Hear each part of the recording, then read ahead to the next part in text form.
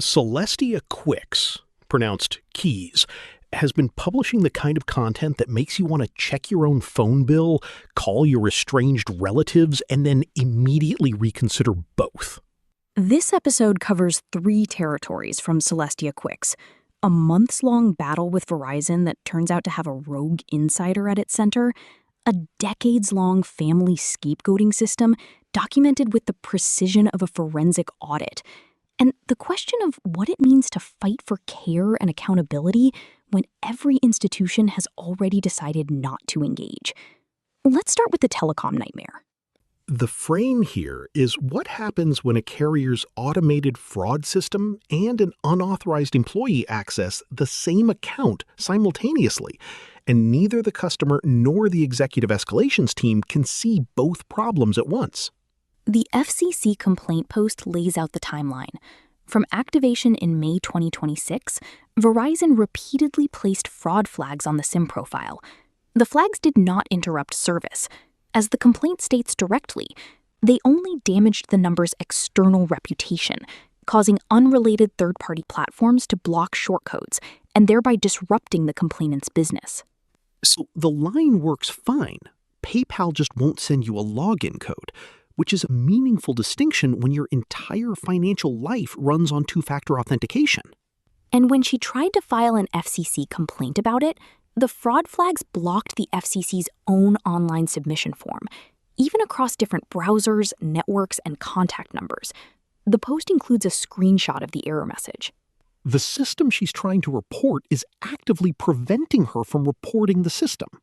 The resolution comes through Tier 3 security provisioning, after she bypasses executive relations entirely.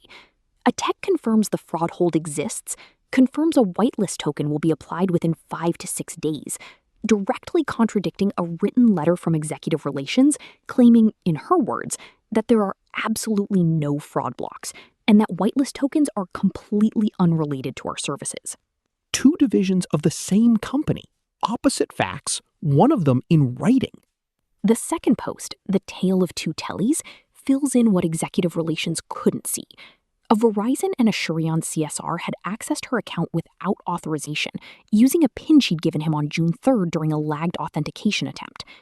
Every time he opened her file off-cue, it generated an insider threat flag in the carrier registry, which third-party platforms like PayPal read as a reason to block shortcode delivery. She figured this out herself, then changed her PIN, reset her network settings, and blocked him on Instagram. The post also documents that AT&T canceled her eSIM activation order, citing a security concern, stating they couldn't confirm this order came from you, so we canceled it for your protection.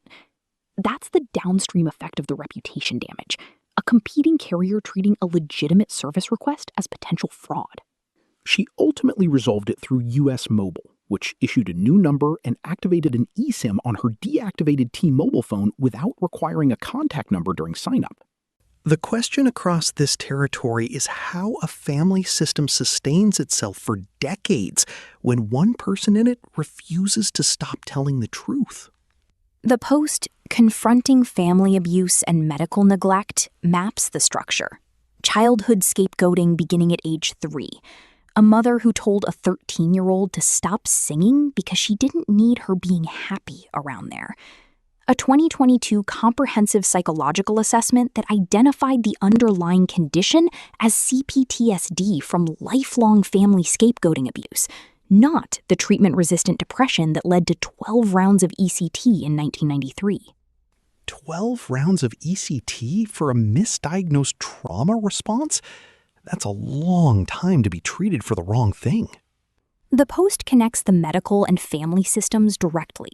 The smoking history gets weaponized as a catch-all explanation for pulmonary conditions that stem from CFTR-related disorder and asbestos exposure.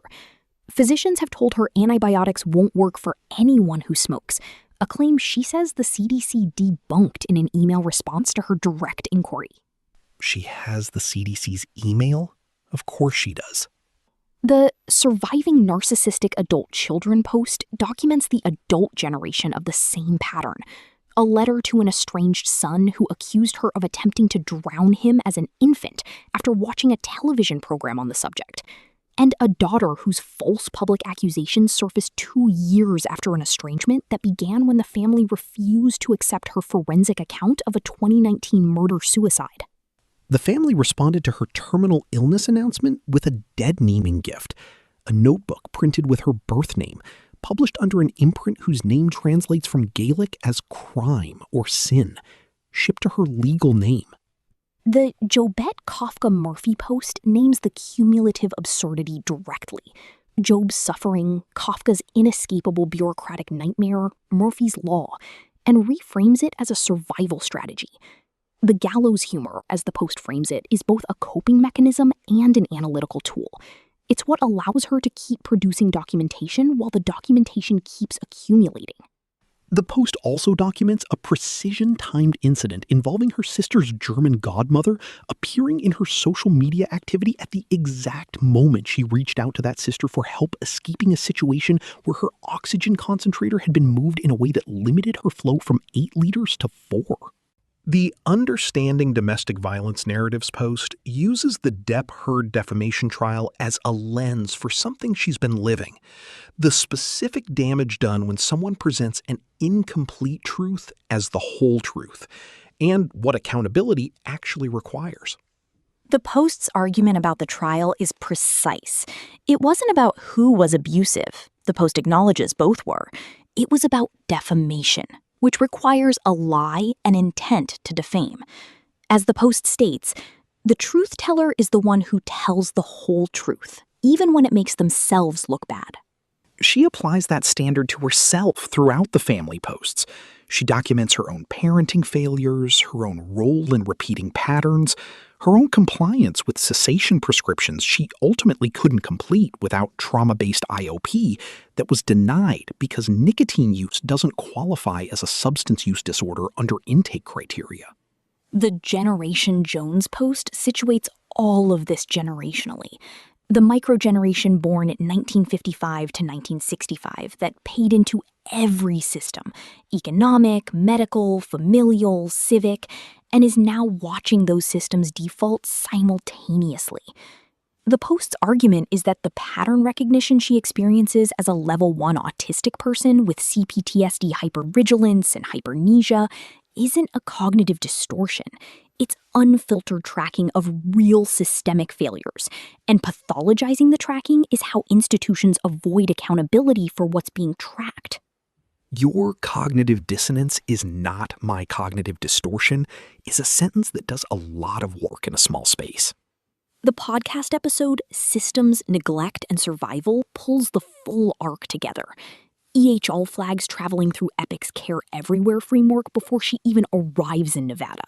SSA automated auditing reading the resulting data silence as evidence of medical improvement, and the Treasury pipeline that follows. The episode frames the consistent thread as systems designed to serve access functioning instead as gatekeepers, with the people who have the least institutional leverage carrying the full cost of every failure. And the Advocacy Gap post asks the one question nobody with a platform seems to want to answer. What are you actually doing to stop this, beyond the warning? The record she's building, the FCC complaint, the family documentation, the systemic analysis is designed to be tamper-proof.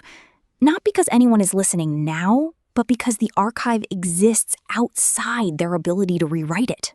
She said it plainly. She's not documenting so things change. She's documenting so the truth cannot be erased. There's more from Celestia Quixs in the next episode.